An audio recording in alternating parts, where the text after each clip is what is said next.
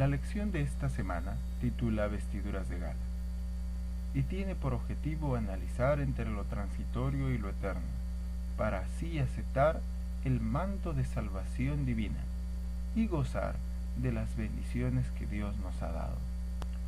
Para este efecto, hemos dividido la lección en 3 secciones. La primera nos hablará de la condición espiritual del pueblo de Judá en tiempo de Isaías. La segunda hablará de la necesidad de la purificación divina. Y en tercer lugar, hablaremos de la consecuencia de estar vestidos de victoria.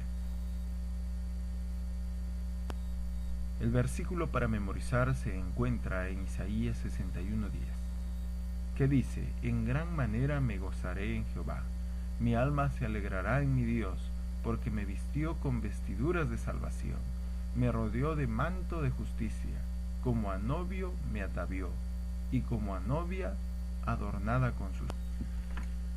En la primera parte de este estudio, observamos la condición del pueblo de Dios, un pueblo con problemas espirituales, sumidos en tremenda autocomplacencia, alejados de Dios completamente, establecidos dentro de un reino idolátrico, alejado del verdadero culto a Dios. Los primeros versículos del libro de Isaías describen la triste condición en la que se encontraban, al punto que ni siquiera eran considerados como los animales, pues estos últimos reconocen a sus dueños, pero el pueblo de Dios no reconoce a su verdadero dueño, que es Jehová, el Señor.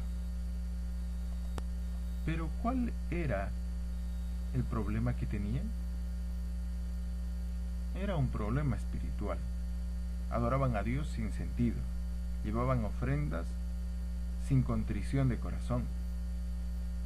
El mensaje de Dios hacia el pueblo de Judá lo encontramos en Isaías 1:12. ¿Por qué vienen a presentarse ante mí? ¿Quién les mandó traer animales para que pisotearan mis atrios?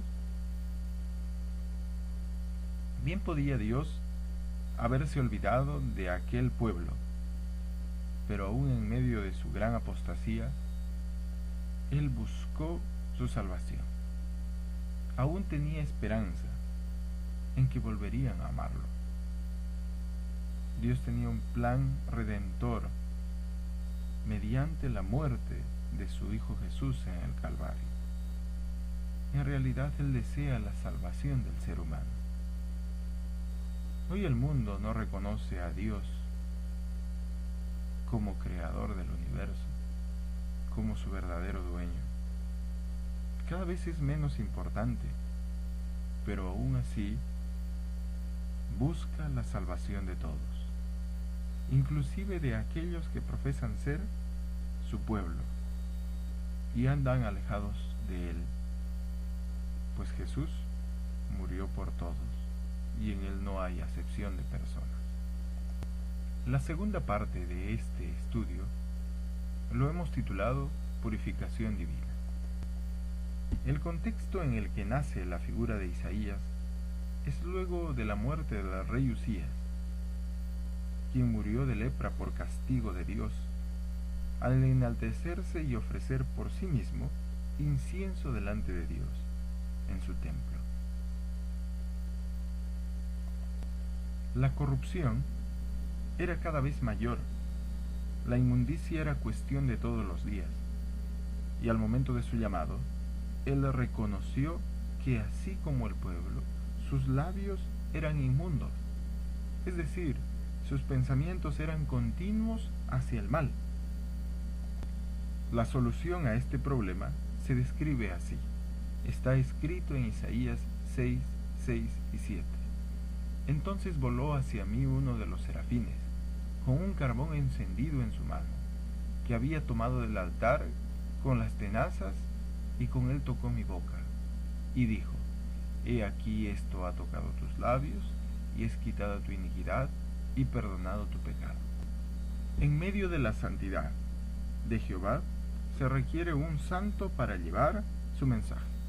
La purificación es inevitablemente necesaria. ¿Pero por qué? ¿Por qué fue necesario que Dios tuviera que purificar los labios de Isaías? ¿Acaso no era un hombre bueno? ¿No era un hombre que amaba al Señor? Debemos recordar que no solo damos el mensaje, sino que lo vivimos. Y debemos ser hallados sin culpa o sin posibilidad de ser cuestionados. Porque somos embajadores del mismo Dios, creador de todo. Este acto. ¿Pero acaso Isaías no creía en Dios? Dios no requiere que solo lo conozcamos, sino que nos convirtamos en sus emisarios de esperanza. Es decir, tener una vida dependiente de Él y al final actuar por fe y seguir el camino de la obediencia confiando en la salvación del Señor. Cuán grato será para el Señor que así como Isaías digamos: envíame a mí, aquí estoy, Señor. No olvidemos que la primera consecuencia de la conversión es la obediencia al Señor. La tercera parte de este estudio nos habla de la victoria que tenemos en Cristo. Isaías 51:8 dice: porque la polilla se los comerá como ropa y el gusano los devorará como lana, pero mi justicia permanecerá para siempre, mi salvación por todas las generaciones. Este es un versículo que describe claramente la unión que Isaías hace entre la justicia y la misericordia divina, entre los juicios divinos y la promesa de un Mesías Salvador.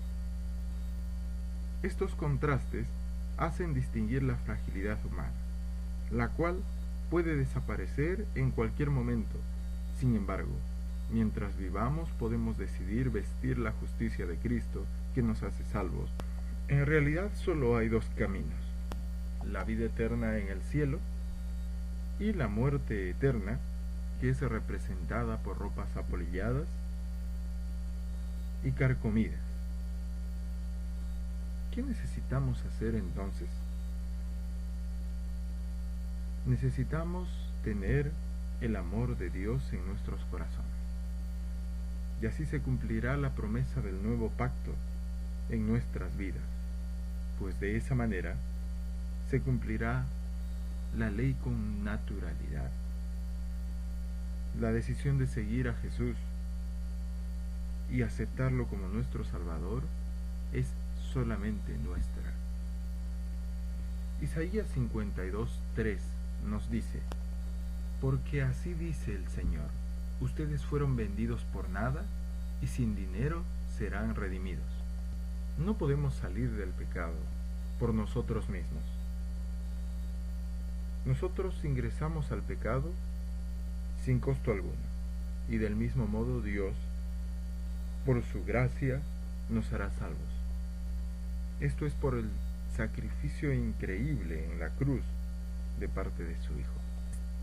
Vestirse con el manto de justicia es una gran responsabilidad, pues ataviarse es asumir la obra del sacerdote por medio del testimonio acerca de la gracia, misericordia y salvación de Dios. Pablo es un buen ejemplo a seguir, pues en medio de las pruebas tenía seguridad en Cristo, a quien testimoniaba, y la gracia se aproximaba al repetir la historia de la cruz, donde se expresó el amor de Jesús. ¿Has recibido la vestidura de Cristo? ¿Estás realmente dispuesto a testimoniar en su favor? Acepta la vestidura de Cristo y permite que Él modele tu vida. Es mi deseo y mi oración. Dios te bendiga.